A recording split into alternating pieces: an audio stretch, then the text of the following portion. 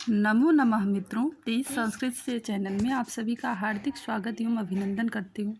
आशा करती हूँ कि आप सभी स्वस्थ होंगे, मस्त होंगे और अपनी परीक्षा की तैयारी में लगे हुए होंगे। जैसा कि आप सभी को विदित है कि अभी हाल ही में सीटेट की परीक्षा संपन्न हुई है, जो कि जनवरी में हुई थी और पुनः जो है नोटिफिकेशन आपका आ गया था जुलाई के लिए। तो ये आपके लिए बहुत ही अच्छा सुनहरा मौका है। इस मौके को बिना गंवाए आप सभी डेली प्रैक्टिस सेट लगा रहे होंगे और अपनी तैयारी को उचित गति दे रहे होंगे, ऐसा मेरा मानना है और उचित गति देना भी चाहिए। देखिए, ये आपके लिए बहुत सुनहरा मौका है कि अभी अभी आपने चीज़ों को पढ़ा और जहाँ आपने गलतियाँ की, कहाँ क्या गलतियाँ रह गई, उसको सुधारने का बहुत बड़ा मौका है ये। तो आप जो है डेली प्रैक्टिस सेट ज़रूर लगाइए। भले आप थ्योरी मत पढ़िए, लेकिन प्रैक्टिस सेट जितने भी पार्ट्स हैं सीटेट की परीक्षा में, जितने भी पार्ट होते हैं, चाहे आपका सीडीपी हो, चाहे आपका लैंग्वेज हो, अथवा ईवीएस हो, सोशल स्टडीज हो, जो भी हैं उन सभी से संबंधित जो अच्छे संस्थान हैं वहाँ से यदि आपको व्याख्या सहित पढ़ना है तो वहाँ से जो है आप प्रैक्टिस सेट इत्यादि लगाते रहिए और देखते रहिए कि हम उसके बाद आप ये देखिए कि हमें अभी क्या चीज़ नहीं क्लियर हो रहा, कौन सा टॉपिक, फिर उस टॉपिक को पढ़िए, फिर प्रैक्टिस सेट लगाइए। तो देखिए, प्रैक्टिस सेट से होता क्या है कि आपका जो गति है, आपकी जो स्पीड है पेपर को सॉल्व करने से, वो बढ़ती है। ठीक है ना।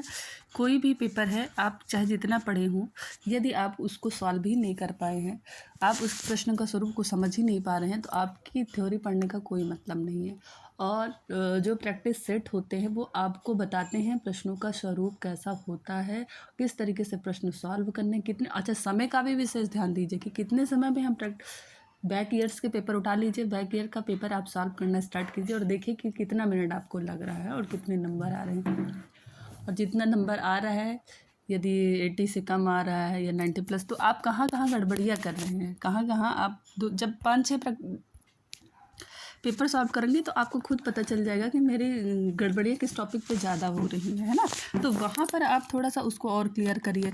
तो कहने का मतलब यह है कि आप जो मौका मिला है उसको गंवाइए नहीं, उस मौके का इस्तेमाल करिए और अच्छी तैयारी करिए।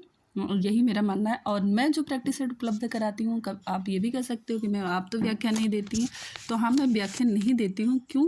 इसके पीछे रीज़न ये है कि जो बहुत से ऐसे अभ्यर्थी हैं, बहुत से ऐसी महिलाएं हैं जिनके पास डाटा इत्यादि की समस्या हैं, और इस बात से आप भी विज्ञ हैं कि जो बड़े बड़े संस्थान हैं वहाँ की जो वीडियोस होती है उनकी हाई क्वालिटी होती है, और हाई क्वालिटी के लिए हाई नेट की ज़रूरत पड़ती है। और बहुत सी ऐसे बच्चे पढ़े हैं जिनके पास आज भी मतलब नेट भराने की समस्याएं हैं, फाइनेंशली वो इतने मजबूत नहीं हैं।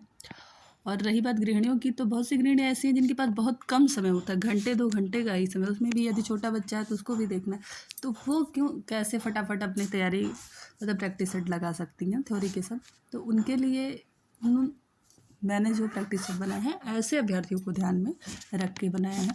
तो चलिए, बहुत ज़्यादा नहीं बोलेंगे क्योंकि और फिर वही चीज़ है ना कि मेरे कम समय में 10-15 मिनट में प्रैक्टिस ख़त्म करने का कोई मतलब ही नहीं, क्योंकि हमने इतना कुछ लेक्चर दे ही दिया है। ये सब लेक्चर तो सब आप सभी भाई सीटेट की परीक्षा में सम्मिलित होने जा रहे हैं, तो ऐसा मेरा मानना है कि आप सब ग्रेजुएट, पोस्ट ग्रेजुएट और आप सभी जो है बुद्धिमान हैं, है ना। तो आपकी बौद्धिक क्षमताएं हैं, हर व्यक्ति की अलग अलग होती है, तो आप इतने समझदार हैं कि आपको क्या करना है। तो मेरी फालतू की चीज़ों में आप क्यों अपना समय बर्बाद करेंगे? यदि डाटा की समस्या है ही है तो ये मैं फालतू का बोल वो आपके लिए व्यर्थ होगा। आपको क्या होगा कि टू द पॉइंट पे आइए। तो वही चीज़ है, टू द पॉइंट पे आते हैं। और प्रैक्टिस सेट स्टार्ट करने से पहले हम आप लोगों से अनुरोध करते हैं कि मेरे द्वारा दिए जा रहे कंटेंट यदि आपके लिए थोड़ा बहुत भी लाभप्रद है तो चैनल को लाइक, सब्सक्राइब एवं शेयर अवश्य करें। यदि नुकसान का था तो बिल्कुल मत करिए। चलिए हम लोग प्रश्न पर आते हैं। प्रश्न संख्या 1। हाँ, ईश्वर से यह प्रार्थना अवश्य करूंगी, माता रानी नवरात्र के दिन चल रहे हैं, कि आप सभी को 2024 में सीटेट की परीक्षा में उत्तीर्ण कराए। और उत्तीर्ण ही नहीं, क्योंकि उत्तीर्ण करना ही आपका लक्ष्य नहीं है, एक सरकारी संस्थान में, सरकारी स्कूल में आपको एक सीट निर्धारित करे, ऐसी मैं कामना करती हूँ। इसी कामना के साथ आज की प्रैक्टिस सेट की शुरुआत करते हैं। प्रश्न संख्या 1, संधि होता है। आज का जो प्रैक्टिस सेट है वो संधियों से संबंधित है, वो भी स्वर संधि से संबंधित प्रश्न रखे गए हैं। प्रश्न 1 है, संधि होता है, वर्णों में होता है, पदों में होता है, शब्दों में होता है अथवा संहिता में होता है। तो संधि हमेशा वर्णों में होती है, इस चीज़ को ध्यान रखिए, है ना। संधि एक पदे नित्य संहिता एक वार्तिक है। चलिए ठीक है, एक वार्तिक है कि जो संधिकार है वो वर्णों में होता है और समास जो है वो पद में होता है ना। तो संहिता में होता है सब और शब्दों में होता है। तो चलिए हम लोग जो है प्रश्न संख्या 2 पर आते हैं। प्रश्न 1 का जो उत्तर है वो होगा ऑप्शन नंबर 1 का, वर्णों में संधि होती है। प्रश्न 1 का उत्तर आपका सही होगा का। चलिए प्रश्न संख्या 2 पर आते हैं। संधि कहाँ पर कवि की इच्छा पर होती है?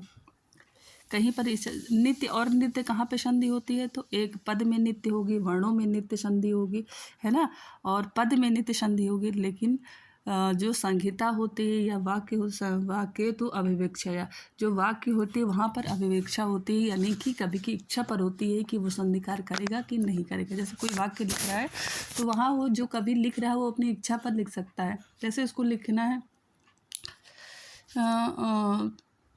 पद, कोई वाक्य लिख रहा है और वाक्य में 2 शब्दों को उसको जोड़ना है, तो वो चाहे वो 2 शब्दों को वाक्य के अंतर्गत जोड़ सकता है अथवा अलग अलग भी लिख सकता है, कोई इच्छा के अनुसार होती है। तो संधि कहाँ पर कवि की इच्छा के अनुसार होती है? उपसर्ग धातु में नहीं, उपसर्ग और धातु में संधि नित्य और नित्य होती है, इच्छा पर नहीं होती। समास में भी नित्य, वाक्य और एक पद में भी संधि नित्य होती है। लेकिन जो वाक्य है, वाक्य में कवि की इच्छा के अनुसार कवि चाहे तो वाक्य में 2 पदों की संधि कर सकता है अथवा नहीं कर सकता है। तो इसका ऑप्शन नंबर का आपका सही होगा। चलिए अगले प्रश्न पर आते हैं। प्रश्न संख्या 3। प्रश्न संख्या 3 कह रहा है कि संधि शब्द में कौन सा लिंग है? स्त्रीलिंग है, पुल्लिंग है, उभयलिंग है अथवा नपुंसक लिंग है? तो संधि शब्द जो है वो आपका पुल्लिंग शब्द है। कैसा शब्द है? पुल्लिंग शब्द है। सम उपसर्ग से धी प्रत्यय लगा करके संधि शब्द बना हुआ है। चलिए प्रश्न संख्या 4। प्रश्न संख्या 4 कह रहा है संपूर्ण संधि प्रकरण में किसका अधिकार चलता है? ठीक है, जो संपूर्ण संधि है, चाहे वो स्वर संधि हो, व्यंजन संधि हो अथवा विसर्ग संधि हो, इन संधियों में किसका अधिकार चलता है? संयोग का, संहिता का, पद का अथवा वर्ण का? चलिए प्रश्न संख्या 4 और इसका उत्तर होगा आपको प्रश्न संख्या 4 का जो उत्तर होगा वो आपका अधिकार चलता है संहिता का। किसका अधिकार चलता है? संहिता का। ऑप्शन नंबर का सही होगा। चलिए प्रश्न संख्या 5। अका समन्वय दीर्घा सूत्र किस सूत्र का अपवाद है? आद गुणा का है, इको यणेच का है अथवा वृद्ध रेच का है या का और खा का है? अका समन्वय दीर्घा ये किस सूत्र का अपवाद है? प्रश्न संख्या 5 और इसका उत्तर आपका जो सही होगा वो का होगा। देखिए आद गुणा में क्या होगा? आत यानी आ या आ के बाद आ ई उ री आए तो उसका गुण आदेशित है। जैसे उपधन औसति उपोसति,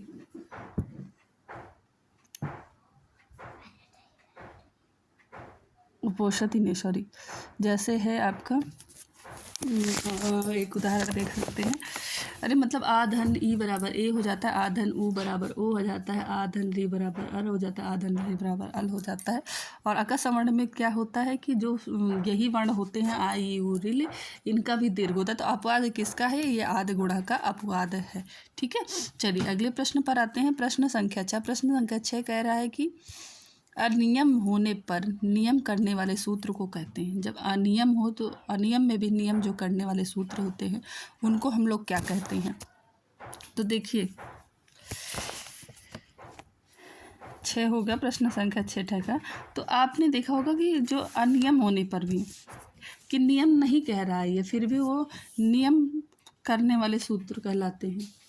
तो ऐसे क्या होते हैं? तो जो परिभाषा सूत्र होते हैं, किसी चीज़ की परिभाषा करते हैं, वो नियम तो नहीं है लेकिन फिर भी नियम करने वाले होते हैं, इसलिए इनको परिभाषा सूत्र कहते हैं। तो परिभाषा सूत्र यदि पूछा जाए अनियम, इनका कोई नियम नहीं है फिर भी ये नियम वाले हो जाते हैं, तो ऐसे सूत्रों को हम लोग नित्य परिभाषा, कौन सा सूत्र कहते हैं? परिभाषा सूत्र कहते हैं। चलिए प्रश्न संख्या 7।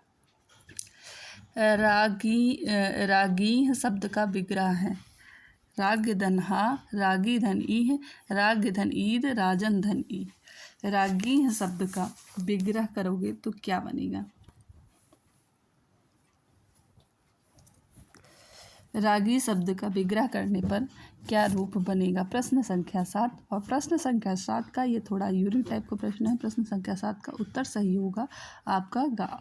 दीर्घ संधि का उदाहरण है रागी, बड़ी ई आई है और इधर छोटी ई आई है, बड़ी छोटी ई मिल करके फिर बड़ी होगा। ये कौन से सूत्र में कहता है? तो अका सवर्ण दीर्घा, दीर्घ संधि का सूत्र है। उस सूत्र के हिसाब से यदि इस पहले शब्द के अंत में ई या ई हो, बड़े दूसरे शब्द के प्रथम वर्ण के रूप में छोटी ई या बड़ी ई हो, तो दोनों मिलाकर बड़ी ई होता है, ऐसा हमारा नियम कहता है। तो प्रश्न संख्या ख आपका प्रश्न संख्या 7 का उत्तर नंबर ख सही होगा। चलिए अगले प्रश्न पर आते हैं। प्रश्न संख्या 8।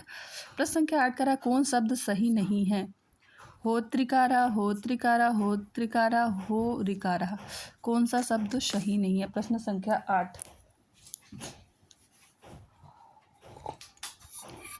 प्रश्न संख्या 8। प्रश्न संख्या 8 का उत्तर आपका सही होगा। देखिए हो त्रिकारा रूप बनेगा, है ना। हो त्रिकारा भी, इसके 3 रूप बनते हैं। हो त्रिधन रिकारा के 3, हो त्रिकारा बनता है, हो त्रिकारा बनता है, हो त्रिकारा बनता है। इसके 3 रूप बनते हैं। अगर यही प्रश्न घुमा के पूछ लिया जाए कि हो त्रिधन रिकारा के कितने रूप प्राप्त होते हैं संधि में, तो इनके 3 रूप बनते हैं, है ना। हो त्रिधन, ये भी हो त्रिकारा भी, हो त्रिकारा भी, हो त्रिकारा भी, ठीक है। एक वर्तिक है कि रील री मिथ्याचा से जो है री के स्थान पर री भी हो जाता है, और दीर्घ संधि के हिसाब से दीर्घ भी होगा, और संधि कार्य के निषेध होने पर भी हो त्रिधन रिकारा डायरेक्ट उत्तर भी लिया जाएगा, है ना। तो ये 3 रूप इसके बनते हैं। अगर इस टाइप से प्रश्न पूछ लिया जाए कितने रूप बनते हैं, तो इसके 3 रूप बनते हैं। प्रश्न संख्या 9। आदि गुणा कैसा सूत्र है? उत्सर्ग सूत्र है, अपवाद सूत्र है, परिभाषा सूत्र है, अथवा संज्ञा सूत्र है। आदि गुणा कैसा सूत्र है? तो ये आप सभी को पता होगा कि जो आदि गुणा है वो आपका उत्सर्ग सूत्र है। कैसा सूत्र है? उत्सर्ग सूत्र 6 प्रकार के होते हैं, ठीक है।